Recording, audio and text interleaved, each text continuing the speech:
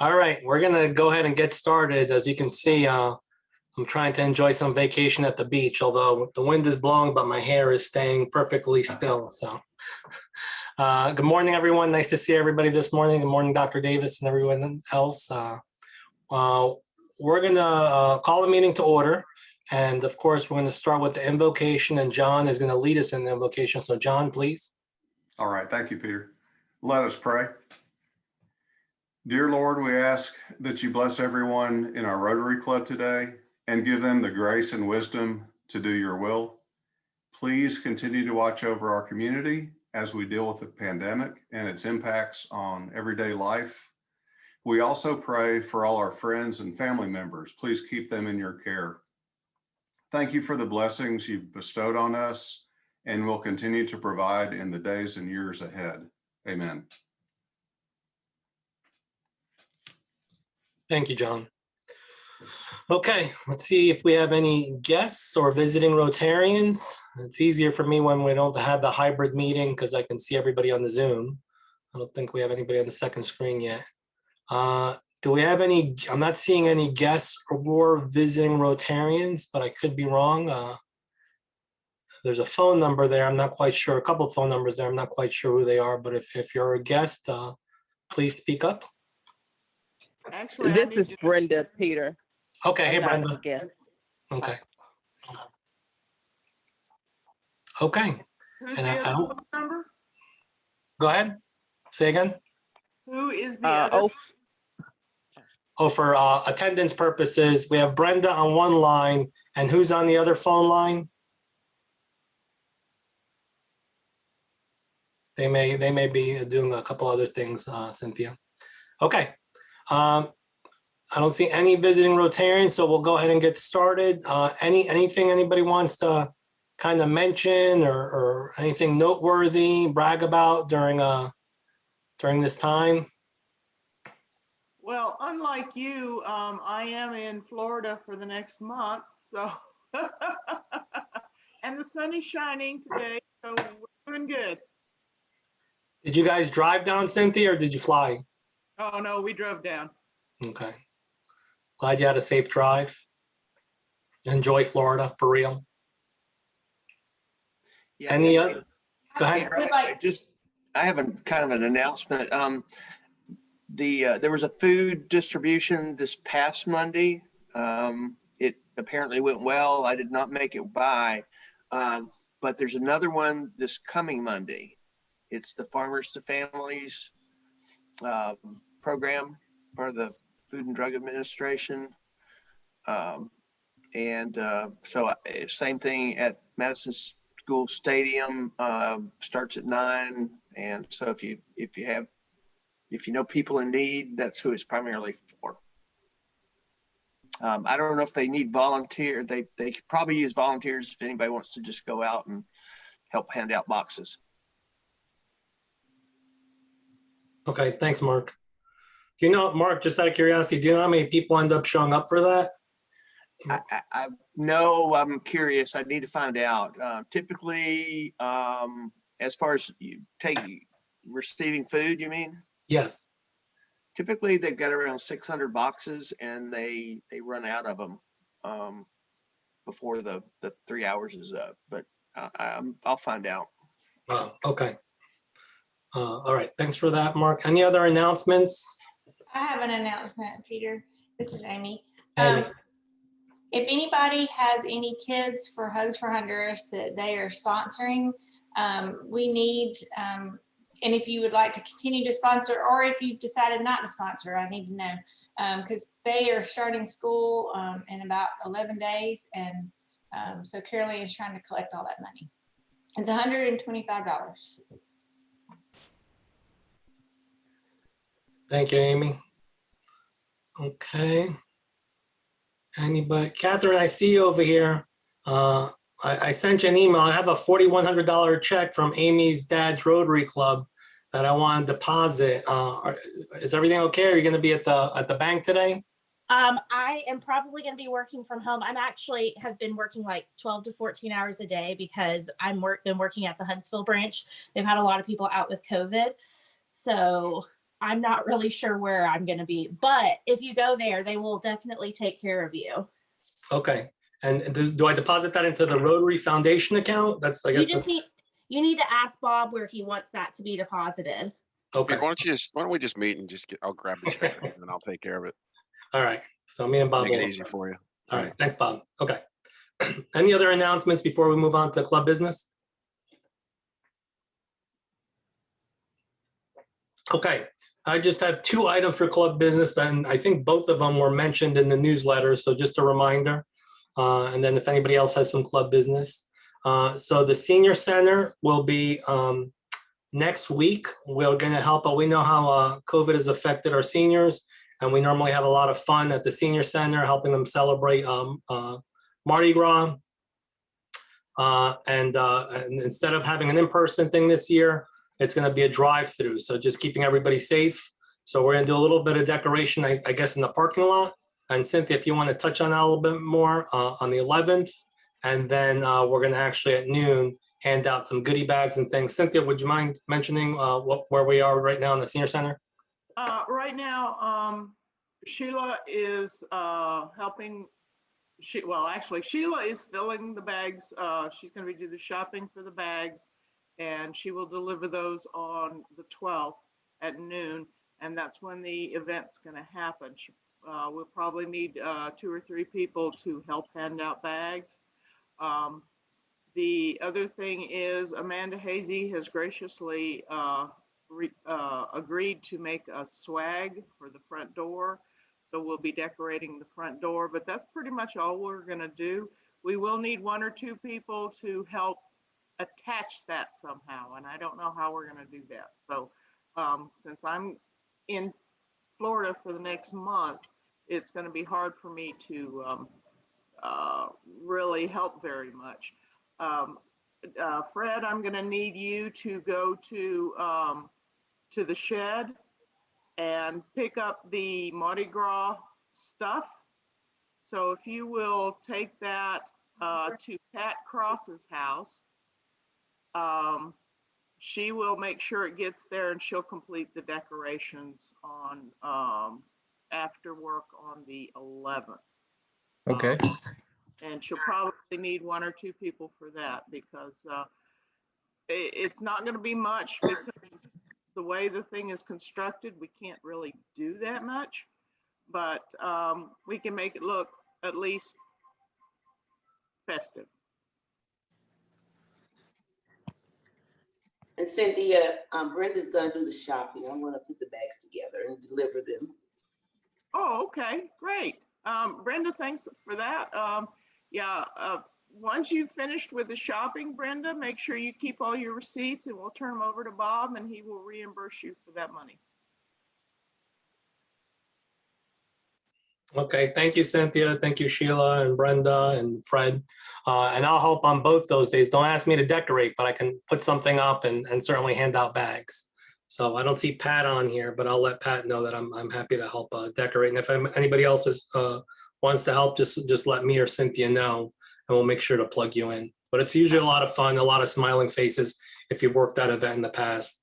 Usually Bill Holtzclaw in the past has gotten dressed up in a tuxedo and anointed our king and queen.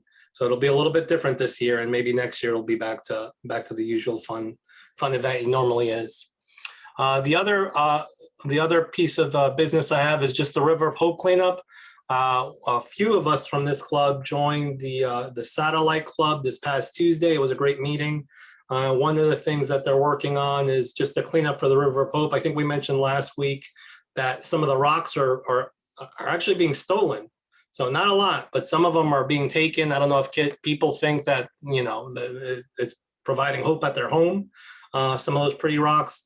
So we're looking for a better way to cement those down or glue those down. So on March 6th, we'll be doing that, gluing those down a little bit better, just doing some general cleanup.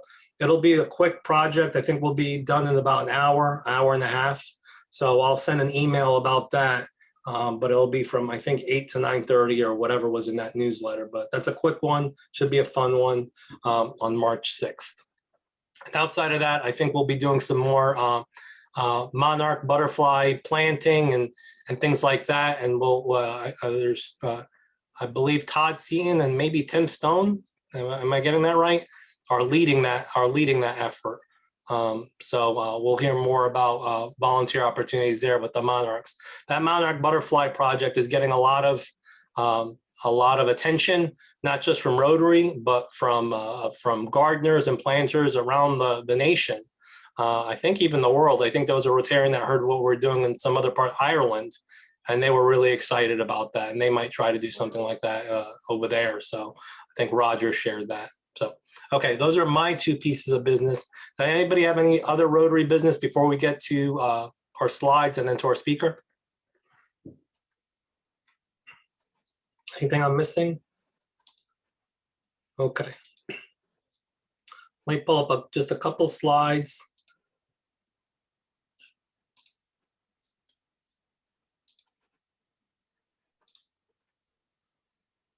All right, so we have Dr. Brown here, and I think it looks a little bit different with and without the beard, just like me, comes and goes.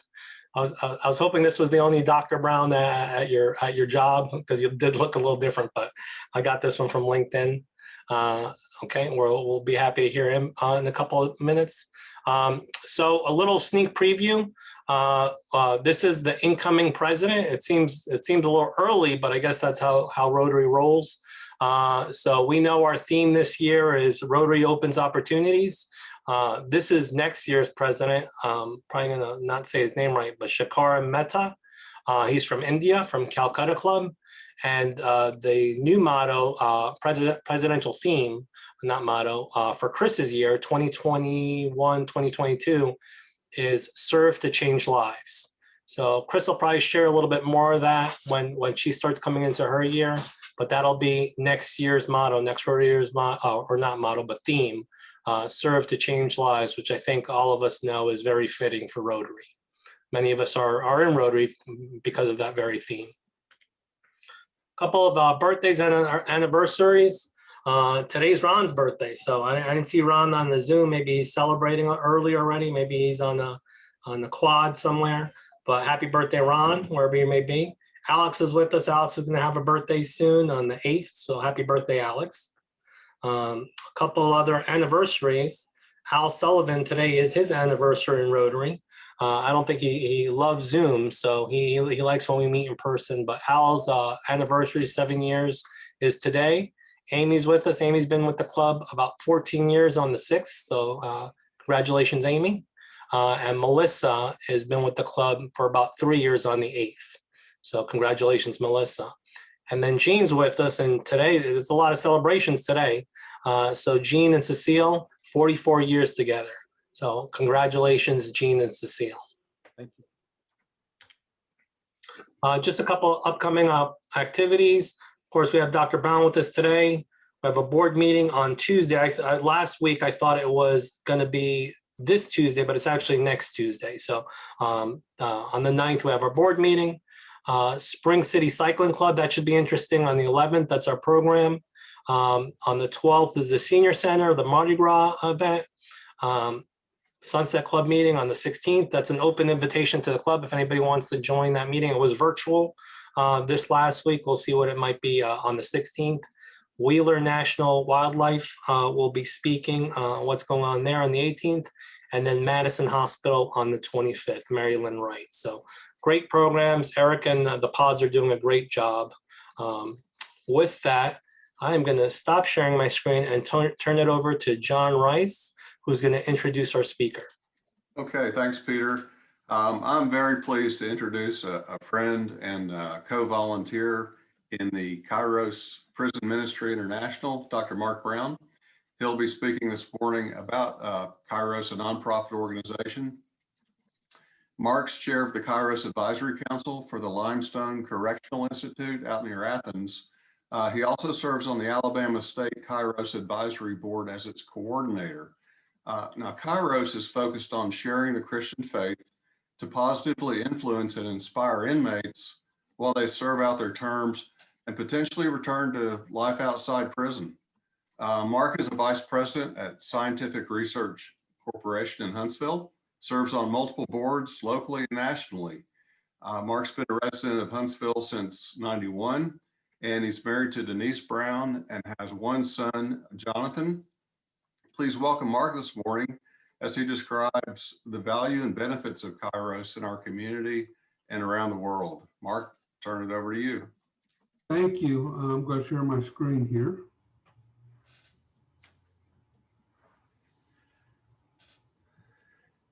So good morning. I'm excited to get to share with you about Kairos. I've actually been involved with Kairos for over 30 years. I started in the 1980s in Georgia serving with my dad. And that was the legacy, I will say, that my father left me. Began working at Limestone in '92. And so I've been serving at Limestone longer than many of the inmates there. Spent more time. I consider that I have a life sentence there without parole, but that's okay. I do serve as the chair for the Limestone Advisory Council. Every Kairos Prison Ministry, every institution has an advisory council that oversees how we conduct Kairos in that institution. So I chair the Limestone, have for 2 years, and I will serve again this year as the chair. I also serve at the state level as the Kairos Inside coordinator across the state. So John already talked a little bit about this, but Kairos is a 501c3 nonprofit established in 1976. We're actually established down in Florida, headquartered in Florida. KPMI, Kairos Prison Ministry International, is the governing body that oversees all of our ministry across the world. We're in 37 states and 9 countries. Pre-COVID, we were doing over 600 weekends a year. And there's 3 ministries. So I'm going to be talking about Kairos Inside today, which is the ministry I'm involved with. But Kairos Outside is a ministry that takes place outside the prisons, and it's for the female family members, mothers, adult daughters, wives, and even significant female companions of incarcerated men and women. And it's providing them a outside ministry that allows them to become connected with God. We do Kairos Torch in juvenile facilities that's focused on incarcerated juveniles. It's very similar to Kairos Inside, except the material is aimed at younger people, and so it uses different methods than we would with adults. The talks are aimed differently.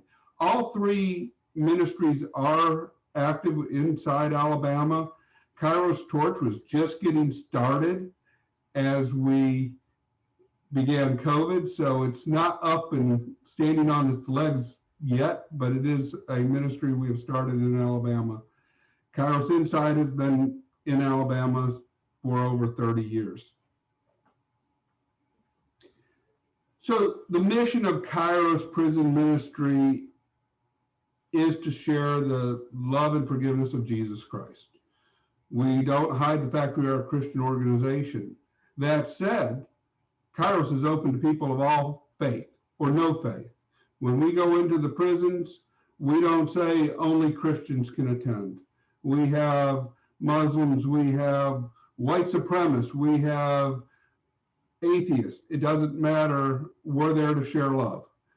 And it is in men's institutions, it's in women's institutions, it is in the youthful offender institutions, it's to their families, and it's to transform lives for when they are released. I'm going to talk more about how we do that and how it really works, but that's really what our mission is to go in and share love and hope and see lives change. I've seen it happen. I've seen it happen personally. So I'll share a story. I think stories are the best way to share what Kairos does. I led a weekend a few years ago. You only get to lead one weekend in your life. So I've led my weekend just a few years ago. And I had the leader of the Odinist religion. Those who don't know what Odinists, they are white supremacist anarchists. Can't get any better than that. I had the leader of the Odinist group within Limestone Prison, along with the leader of one of the radical black gangs. Okay, polar opposites. That's what we asked for. We asked for the worst of the worst to come. I was having to make sure I didn't have a minority at the same table as the Odinist, so we wouldn't have a fight on day one. By the end of the weekend, they were talking to each other, and the Odinist turned his back on the radical beliefs he had. I won't say he became a Christian, but he changed. That's what we're about.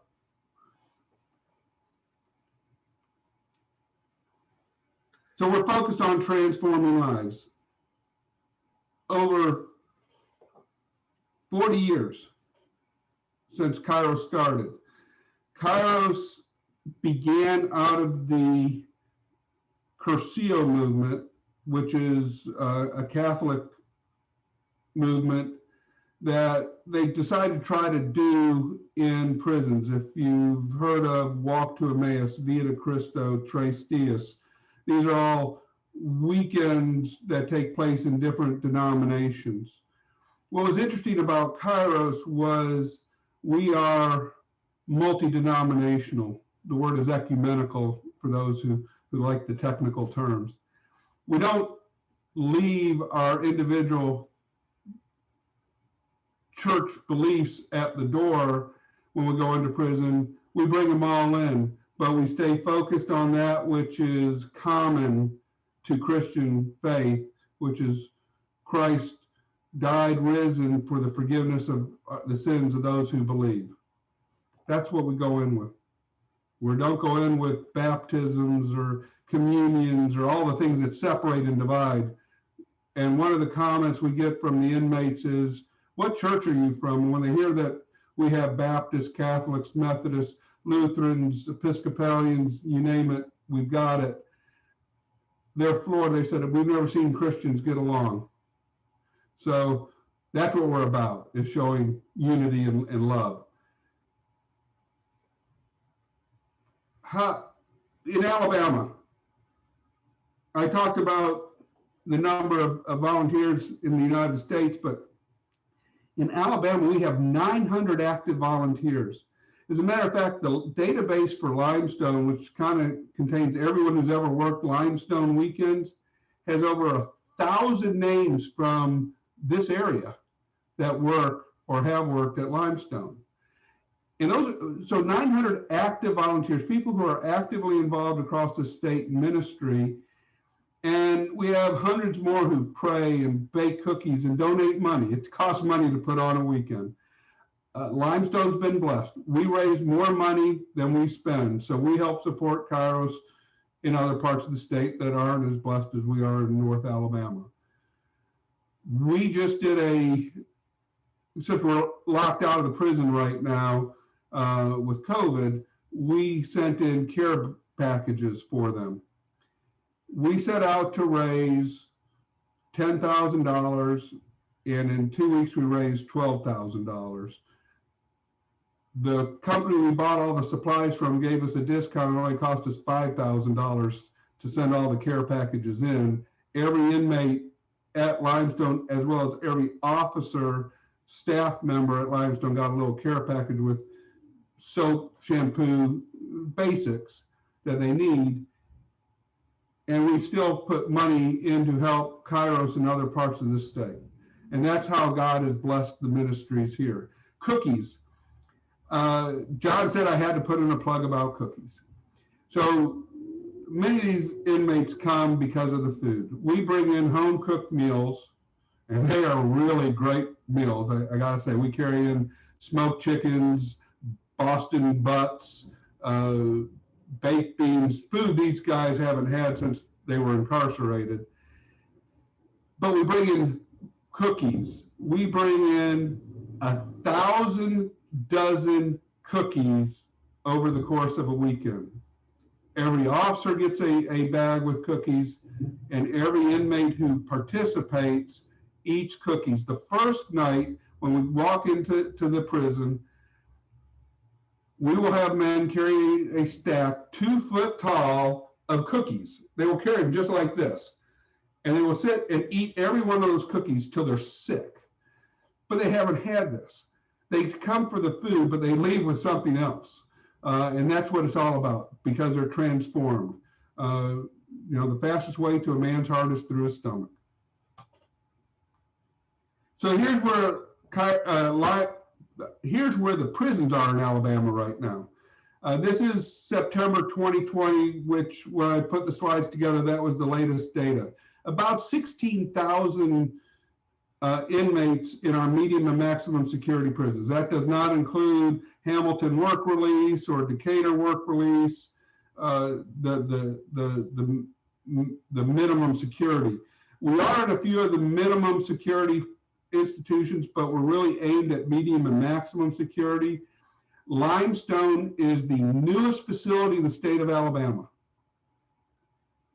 Some of the prisons, like Hallman, that they just shut down everything but death row at Hallman, predate World War I.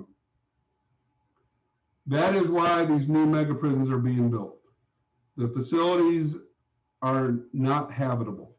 So politics aside, the institutions we have at Hallman, they were working on electrical lines, and the workers were in water up to their chest, working on live voltage. It just, we can't continue to do that. So politics aside, the institutions need to be upgraded and updated. And so that's what you see going on with the mega prisons, which will affect Kairos.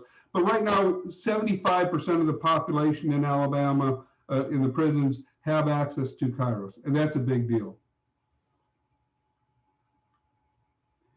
So I said I'd talk about how we do it, and this is the slide where I'm going to talk about how we do it. We do not carry in Bibles. We do leave Bibles for the inmates, but we do not carry in Bibles.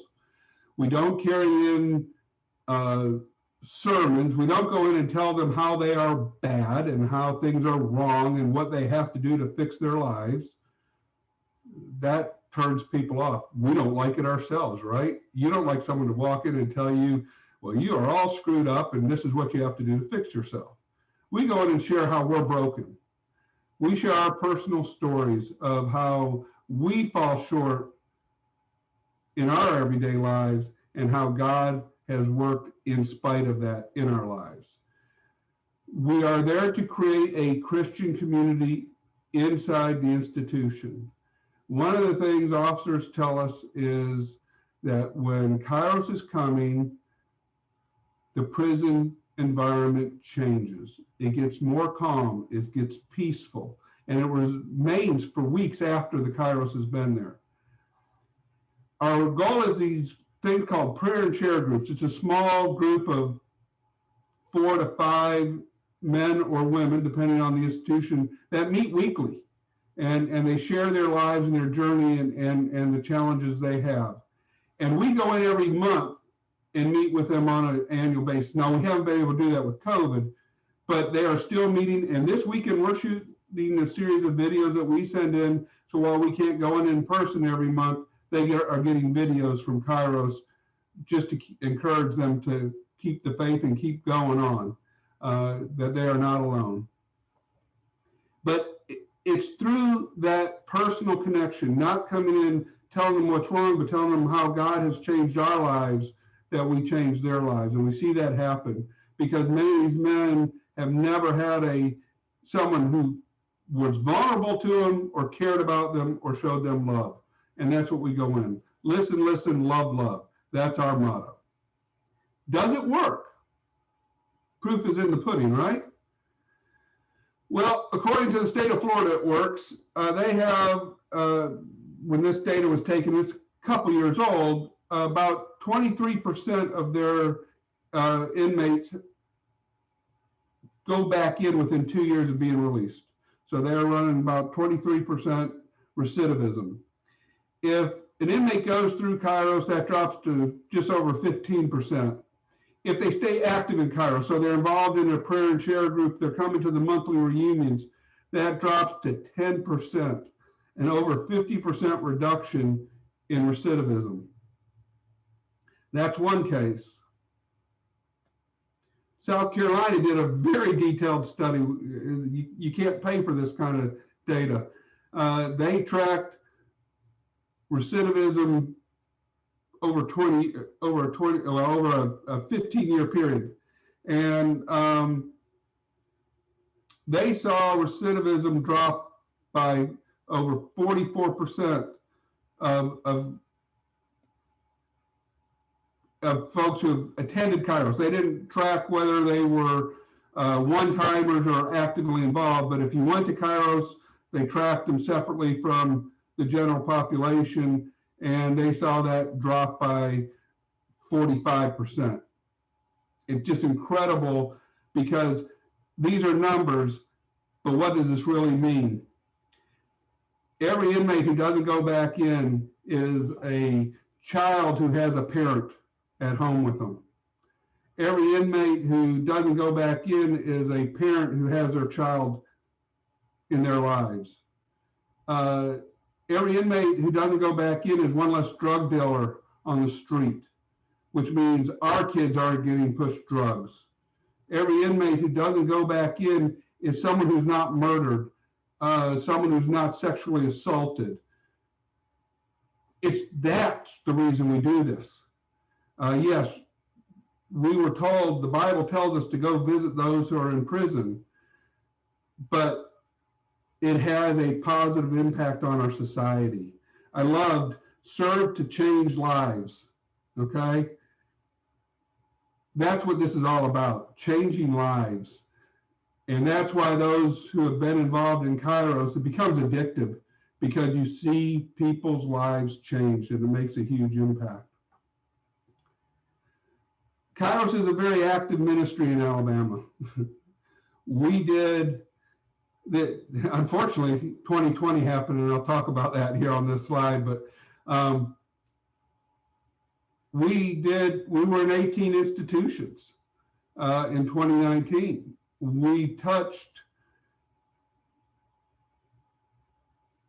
a lot of inmates. 653 inmates went through Kairos in 2019. We've done 558 weekends in Alabama. At Limestone, where I've been serving, we were preparing for weekend 69. We do 2 weekends a year. We were preparing for weekend 69 when COVID hit. We had to make the hard choice 2 weeks before we were supposed to go in. How God works, I met with the chaplain the day before we canceled or postponed our weekend. 2 days later is when the state of Alabama started issuing mask orders, and they shut down the prison to all ministries or any visitors. Since then, we have been trying to help keep faith in Limestone alive by working with the chaplain's office, sending in videos, sending in care packages. We were just approved by the warden to send in cookies to all the officers and staff. And while we can't send them into the inmates, if we make the officers and staff days just a little bit better, we make the inmates day a little better too. So we're getting ready to start a cookie campaign to send cookies in for that. It's a powerful ministry. It changes lives. I'll share one more story, and then I'll be glad to answer questions. Back in the early 2000s, I was serving at a table, and I had a man who sat at that table who was about 6'4", 6'5", huge, looked like Lurch from the Addams Family. He actually had the sunken eyes, sunken cheeks, really looked like Lurch. He was a Satan worshiper. He professed that he worshiped Satan. And through the course of the weekend, at one point in time, he accepted Christ. And in that moment, he physically changed. His face softened. His eyes were no longer sunk. His face filled out. And he became a powerful witness inside Limestone. We have seen it change people's lives. We've seen what happens when they get out. We're actually working, helping a man here who's in Limestone County now, out of prison, get his feet back on the ground so he doesn't go back into his old ways. He understood he couldn't go back to the world he lived in before prison because he'd end up back in prison. So he's doing what he has to do. And so Asbury is working to help him and get back on his feet. People's lives change. God works with broken people, and we're all broken. So he's got powerful things in store. We're looking forward to getting back into Limestone. We're working on the assumption we will get back in later this year. And so we're working all of our plans as if we're going to go back into the prison sometime late fall. But if you guys do nothing but offer up a prayer for the inmates, the staff, and the warden, I've achieved my goal and mission for today. So with that, I'm more than glad to answer questions. My email is there. I'm glad to talk to anyone for hours about this, and I can, but John told me I had to keep it short today. So with that, I'm glad to answer any questions, and I'll stop sharing my screen.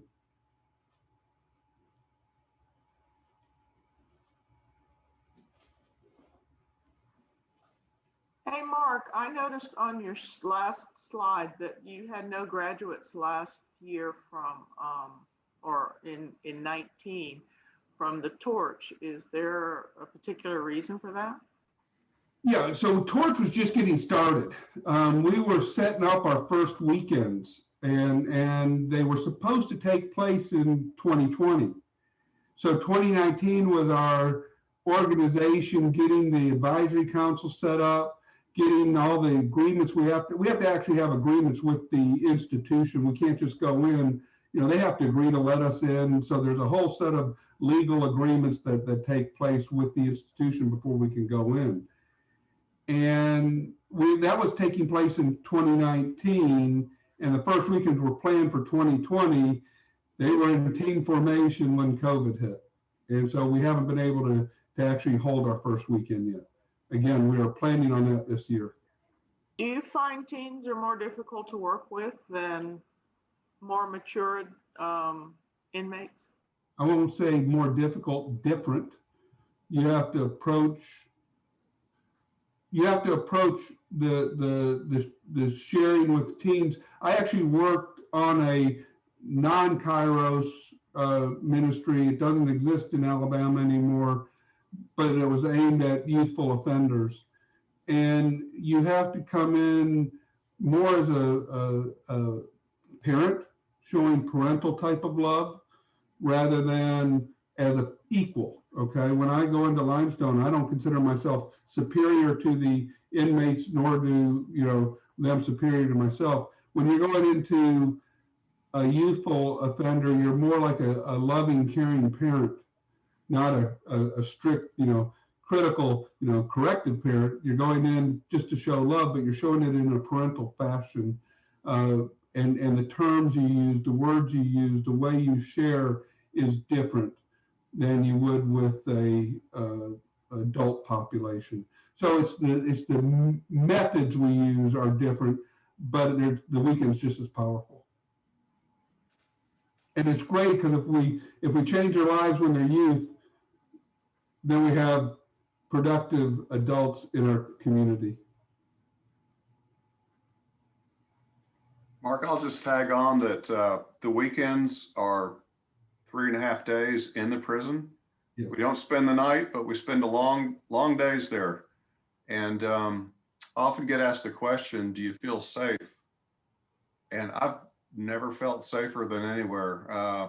The men that come in have the intention of, number one, getting cookies, but but number two, knowing that there's going to be some transformation of some sort in their life. So definitely feel safe, and it's just a powerful experience. And volunteers are always welcome. Just contact me or Mark, and we can get you involved. And if you like to bake cookies, only the men go in to Limestone, so only male teammates go into. But we have a whole outside team that is preparing the food, that is preparing all the bags that go in, that get all the cookies sorted. And so that has a number of women on the outside team. So we have both male and female members on our teams, just serving differently. And we operate from Good Shepherd Methodist Church there at Capshaw. It's the closest church to the prison. They actually built that church knowing that Kairos was going to operate there. The pastor found the property driving back from a Kairos weekend. So we're very closely tied to Good Shepherd from a ministry standpoint with their facility. Larry, is that what Mark, you mentioned one case of helping someone transition. Is there an active program to transition prisoners back into active society? There are programs. They are not part of Kairos. Kairos is looking at starting a post-incarceration ministry. They have not launched anything yet. They tend to do it like pilot programs, but there are ministries in Alabama that are involved in post-incarceration. The Asbury actually has several members who are involved in that. As the chair of Kairos, I kind of only do it from a little bit of a distance because I do have to be careful that I don't end up on someone's visitation list or anything like that, because that would preclude me from being able to go into the prison as part of Kairos. So I'm very careful about that, but I'm definitely consider the post-incarceration ministry is just as critical, because if a man or a woman goes back to the environment they came out of, they're much more likely to end up back in prison. It's same for all of us, right? If you have something you're trying to stop, you have to remove that temptation from you, whether it's smoking, drinking, or hanging out with people you shouldn't hang out with, right? It's what we teach our kids, and so it's just as important with the prison. I know we're just about out of time, so Peter, I'll turn it back over to you, but if folks have questions, email me or give me a call. I'm more than glad to answer. Thank you, Mark. Thank you for sharing your stories today and telling us a little bit more about the ministry. And thank you for everything you've done with the ministry for the past 30 years, and you as well, John. So thank you both for what you're doing there. I know Larry's involved in prison ministry a little bit. I think Cynthia was about to ask him the question. I guess they're different from Kairos. So we'll hear more from Larry at some point. Larry, you're involved with a different ministry, right? Yeah, but I just want to say, I've been going out to the Limestone County Prison for the last probably 18, 19 years, every week teaching out there. So you get to know the inmates really well. And I can tell you that Kairos, they look forward to Kairos coming in. They're always excited about it, and they're always uplifted at the end of those weekends. So I'm a big fan. Thanks for what you're doing out there. It's really making a difference and impacting lives. Okay, so we are out of time, and respect to everybody's time. I just want to, we'll close it off, but thank you again, Dr. Brown. Thank you, John, for bringing them in and to share the story. We'll go ahead and close out with the 4-way test. Before we do that, does anybody have anything else they want to share real quick before we close out the meeting? Next week might be another virtual meeting. We're going with Madison City Schools schedule. I think next week is calling for another hybrid week. When their numbers are up, they go hybrid. So we're just trying to protect the club. So we may go virtual again next week, but I'll send you an email about that. Okay, with that, of the things we think, say, or do, first, It's the truth. Is it true? second, is it fair, Fair. call, concern? All concerned. Third, Will it build goodwill and better friendships? and fourth. Will it be beneficial to all concerned? All right. Thank you all. Have a great Thursday. Have a great weekend. Bye. Bye.